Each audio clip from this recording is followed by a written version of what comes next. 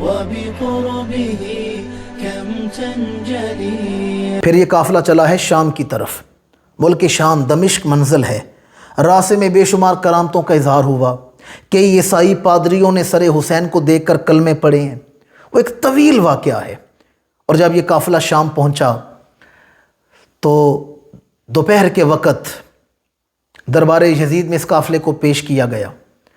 امام زین العابدین ہاتھوں میں ہتھکڑیاں، پیروں میں بیڑیاں، پا بجولا ہیں، اور خواتین، عصمت پناہ خواتین آپ پردے میں ہیں، اور اس کے جو مصاحب تھے، مشیر تھے، وہ سارے مسندوں پر بیٹھے ہیں. آل رسول کھڑے ہیں کہ یزید دربار میں داخل ہوا. تو جیسے یزید آیا تو وہ بگل بجائے گے. پہلے بادشاہ آتے تھے تو بگل بجائے جاتے تھے. اعلان کرنے والا اعلان کرتا تھا، با ادب، با ملاحظہ، ہوشیار. آج کل بھی کوئی وزیر کو منسٹر آئے تو اس کے آگے آگے پروٹوکول کی گاڑیاں چلتی ہیں، ہوٹر بجاتے ہوئے، سائرن بجاتے ہوئے. تو اس دور کا یہی ہوٹر تھا، یہی سائرن تھا. وہ بگل بجائے جاتے تھے، لوگ اٹینشن ہو جاتے کہ بادشاہ آ رہا ہے. تو یزید کی آمد پر بگل بجائے گئے، شادیانے بجائے گئے. جیسے یزید دربار میں داخل ہوا، امام زین العابدین کے کاندھے پہ ہاتھ رکھا اور کہنے لگا، زین العابدین یہ تو بتا، یہ کس کی بادشاہی کے باجے بج رہے ہیں؟ یہ کس کی بادشاہی کے بگل بج رہے ہیں؟ یہ میری بادشاہی کے بگل ہیں، یہ میری بادشاہی کے باجے ہیں. جنہوں نے مجھے نہیں مانا میں نے تہے تیغ کروا دیا ہے. جنہوں نے میرا انکار کیا میں نے انہیں قتل کروا دیا ہے.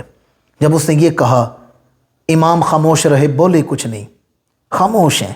یزید آگے بڑھا، جا کر اپنی مسند پر بیٹھا. جیسے یہ امیر شام تخت شام پر بیٹھا، قریب مسجد کے مینار سے ظہر کی اذان کی آواز بلند ہوئی. مؤذن نے اذان پڑھنا شروع کی.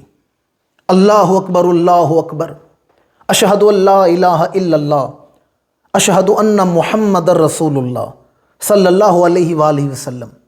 ناظرین کرام، جیسے ہی مؤذن نے پڑھا نا اشہد ان محمد رسول اللہ، تو علی کے پوترے سید سجاد امام زین العابدین نے سر اٹھا کر یزید کی طرف دیکھا اور للکار حیدری سے فرمایا یزید یہ تو بتا، یہ مسجد کے مینار سے کس کے نانا کی رسالت کا اعلان ہو رہا ہے؟ یہ کس کے نانا کی رسالت کا اعلان ہو رہا ہے؟ فرمایا یہ میرے نانا کی رسالت کا اعلان ہو رہا ہے. اور پھر فرمایا یزید تیری بادشاہی کے باجے یہ بگل تو چند سال بجیں گے، پر میں وہ زین العابدین ہوں جس کے نانا کی رسالت کا اعلان قیامت تک مؤذن اسی طرح بلند کرتے رہیں گے. یقین جانیے ایک 14 سال کے بچے نے ایسا یزید کو لاجواب کیا ہے کہ اسے بڑے دربار میں منہ چھپانے کی جگہ نہیں مل رہی. اسے جگہ نہیں مل رہی، میں کہاں اپنا منہ چھپاؤں.